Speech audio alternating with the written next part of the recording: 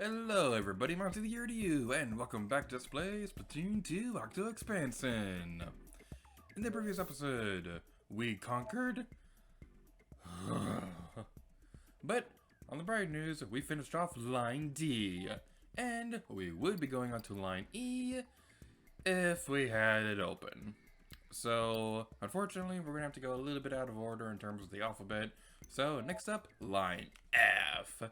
Might as well jump station.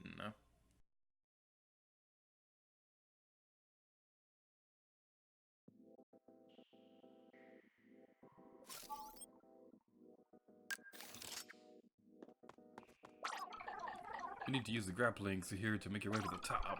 After hopping in, keep cool and aim your shots carefully. Keep in mind that if you jump in the direction you shoot, your shots will travel farther. I recommend practicing this technique on the first grappling you encounter. Alright, so let's move onward. Oh, this one! Okay, I really like this level. Aim for the grappling. So when you jump on the bounce pad, you'll hold down B to jump further, or catch air or whatever. So this level uses a blaster weapon, and I don't like blaster weapons, but I really like this level. So the basic idea of this level is that you want to aim your shots at the grapplings up there. It can be a little bit hard to do because blaster weapons suck, but if your aim is precise like that, then you should be able to be okay. So this is a nice training area to get used to this game mechanic because we haven't really seen a whole lot of things that take advantage of a blaster weapon, but this is definitely a nice training ground, if you will, to get used to this idea. It is going to get a little bit harder as we go along, but that's just what Octo Expansion is all about. This is a really difficult single-player campaign. I guess that's the only one that we can go towards. I couldn't remember exactly how far these things can shoot. That didn't work. Yay, it worked! Nice, keep it up and head for the top. Ah, we missed. No, we missed. Oh, we got it.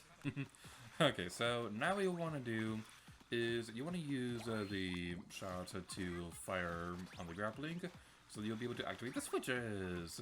It's just like this game's on Nintendo Switch. Who would have thought? Activating all those will move the platform downwards, and then we can go up this way. If our aim was correct. There we go. I don't use blaster weapons that much, so I'm not that good at this level, but hopefully we'll be able to make it through okay. There, and go this way. Okay. That went a lot smoother than I thought it would. I thought I was going to be stuck there for a little while, but thankfully we made it through.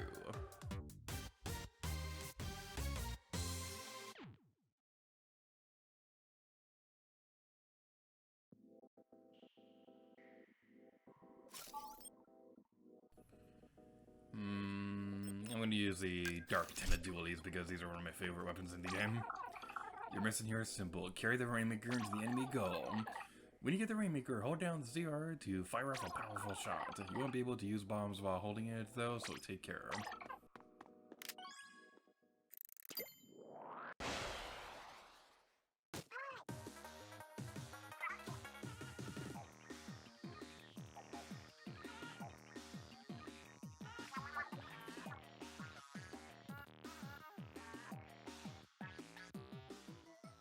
I admire the background before we do anything else because this level is just so pretty.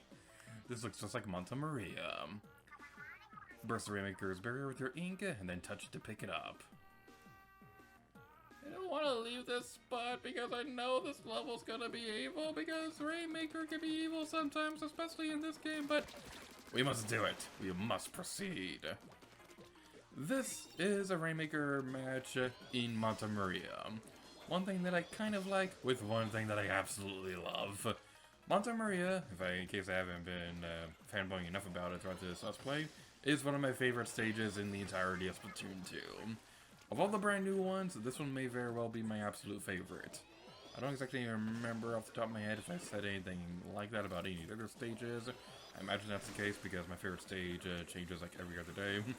But I absolutely love Monta Maria. It's one of my favorite stages in the game. The only one that beats it off the top of my head would have to be Moray Towers, because I absolutely love Moray Towers, and that's a fact that everybody knows. Everybody in the entire universe. Yeah, you don't think, hey, we did it! That went a lot smoother than I thought it would.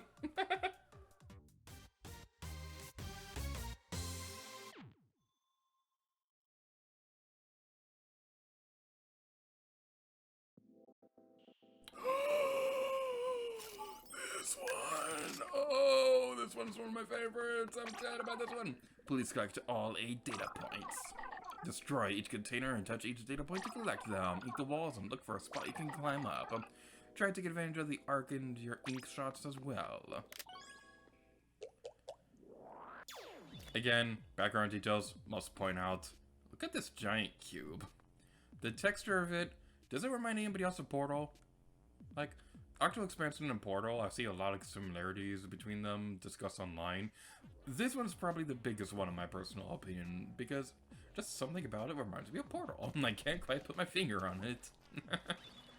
But anyway, now let's move onward. So this one is one of my favorite levels in the entirety of this game. So what you want to do, you activate those switches over there and it will actually turn around the cube.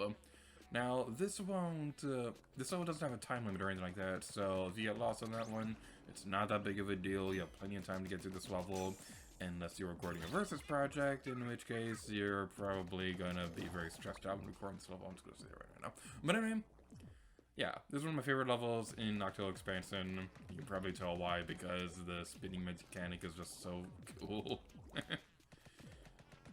Alright, let's secure that. If it'll work. Asking nicely. There we go. Can we go up there? Yes, we can. I probably would have preferred if there was a different weapon we could have used for this stage. Like a slosher or something like that. But I can understand why they went with the Just Culture, because this one is, at least as far as I remember, this one has one of the best range. This has one of the best ranges of all the traditional shooter weapons in this game. Also, make sure that you don't start touching the data points until you actually cover them in your ink. That might be important. That was kind of cool. Alright, let's go. Oh man, that would have been cool if I actually did it. If I did it right. Unfortunately, we didn't. Well, we could try again. I know there's like a much better way we could do this, but I want to be unnecessarily epic. That's my calling in life. Ah, there was one right there we could have grabbed. Mine, mine, mine, mine, mine, mine, mine, mine, mine, mine. That's like my favorite Pixar character ever. At least when it comes to the background people. I know it's really silly, but I just absolutely love the seagulls and Finding Nemo. They have a ride at Disneyland Paris, at the Walt Disney Studios Park. It's called Cubular Coaster, which is, by the way, one of my favorite roller coasters that they have at any Disney park ever, and I'm so sad they don't have one in any of the American parks. But in Cubular Coaster, in the line, they have those seagulls, and then every now and then they'll be like, mine, mine, mine, mine, mine, mine, mine, mine, mine. It just makes me, it makes me laugh every single time I hear them, because I just love those stupid birds. Alright, what's a good strategy to get this next one? It's probably not the most efficient way to do this level, and I know I already said that already, but there's probably a bunch of other better ways we could complete this level. But, to be completely honest, I didn't practice for this recording session. I'm just doing this. Owie! Well, thankfully it saves every time we collect one of these things, so we don't have to backtrack too far. But yeah, I didn't practice for recording this, so I usually practice like crazy before recording a Let's Play video, but with this one, I just felt like, you know what? I just want to record. I don't feel like practicing. I'm just gonna record and hope it all works out okay. Which, if that last level was any indication, hopefully that strategy seems to be working. Although this level seems to take away that luck, and that just happens to always happen with these levels. Where am I going now? I was kind of just mindlessly wandering around without really thinking of a strategy or anything like that. Okay, it's gonna rotate this way. If you're confused on where it's gonna rotate, the direction of the cube, whenever you fire the shot, that's the direction it's always going to rotate whenever you shoot it. So just keep that in mind if you're a little bit confused on which way it's gonna go. So, let's see if this will work. Let's see if this will work. We're firing through glasses, of course that's gonna work. That didn't quite work the way I was hoping. I really should take my own advice one of these days. Literally just said to follow the direction of the cube to know which way it's gonna go, and I didn't, and I wasn't paying attention, so that's unfortunate. Alright then. One more rotation should do it, but let's cover the ground first.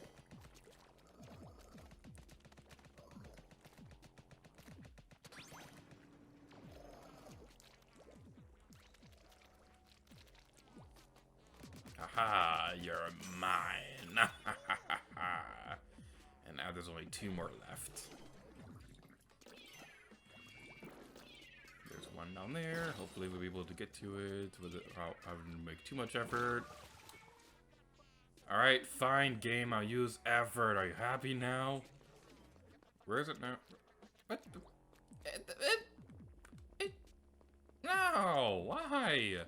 It changed the rotation! It changed the rotation! Now you have to go through effort! Effort is gross! Alright, fine game. You win. I'll put effort into this. I hope you're happy. Alright, let's go back up to the top of this area. Race towards where the cube is. And there's the final one. Somebody who's been complaining about the lack of longer videos the past couple episodes. Now, hope you are satisfied with this video length because my recording session says we're at 15 minutes now. And we still haven't done the imaginary land of alternate save file stuff. Which, speaking of which, let's move on to the imaginary land of alternate save file. Yay!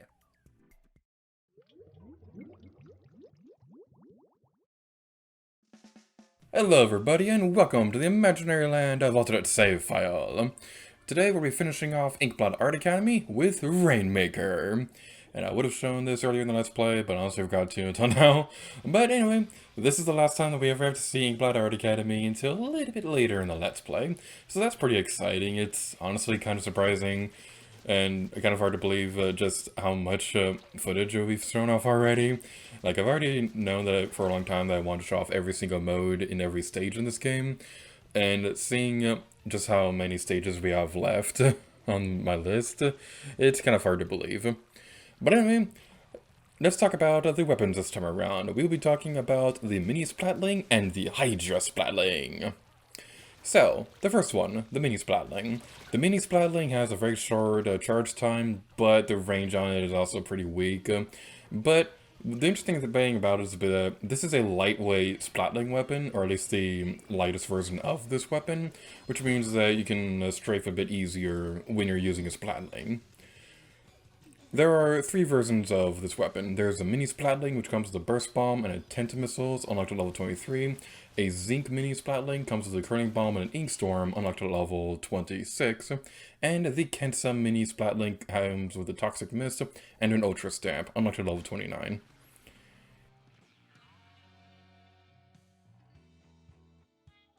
Whenever I see anything that says the word Ultra, I can't help but think of Xenoblade Chronicles 2. Whenever you come across a boss fight, a certain character who shall remain nameless due to spoilers usually goes along the lines of Ultra Slash. So I always think of that whenever I see things like that. But anyway, now we're moving on to Monta Maria on Splat Zones. And I love Monta Maria, and it makes me so sad that this is potentially the last time we're going to see this one for a while. Monta Maria, I love you, don't go away. But anyway, now we're playing on Splat Zones, and this one retains the central column, unlike the Rainmaker version of this stage.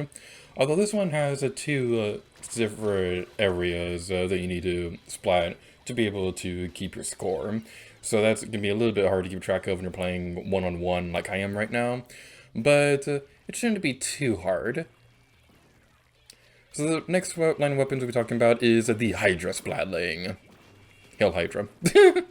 So there are a couple versions of this one. There's the Hydra Splatling, the custom Hydra Splatling, and that's it. Yeah, there isn't a whole lot of options for this one. But the Hydra Splatling comes with an auto bomb and splashdown on up to level 27. This one was originally going to have ink armor, but that never happened. And there's a custom Hydra Splatling which comes with ink mine and ink armor on up to level 29. And this one is the one I was talking about in the previous episode, where I was saying that if you time it just right, the fully charged attack of this one is powerful enough to splat somebody using a Booyah Bomb.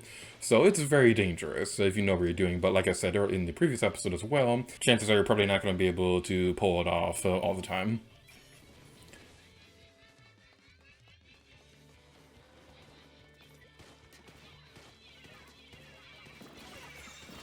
The Hydra Splatling itself, what's interesting about it is that this one takes the longest time to charge, but it fires continuously for a very, very long time.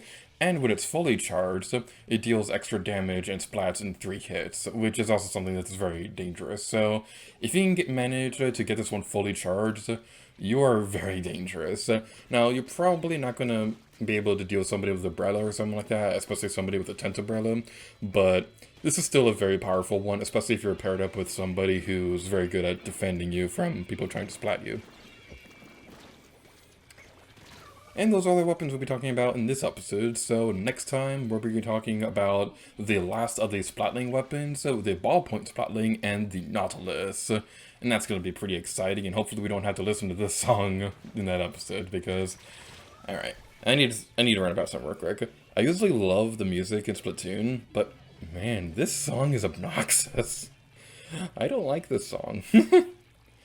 Personally speaking, I think the battle music from the first game was a lot better, and it kind of makes me sad that not all the songs from that game returned in this one. It would have been really cool to have gotten like some kind of music pack DLC or something like that, but unfortunately that never happened.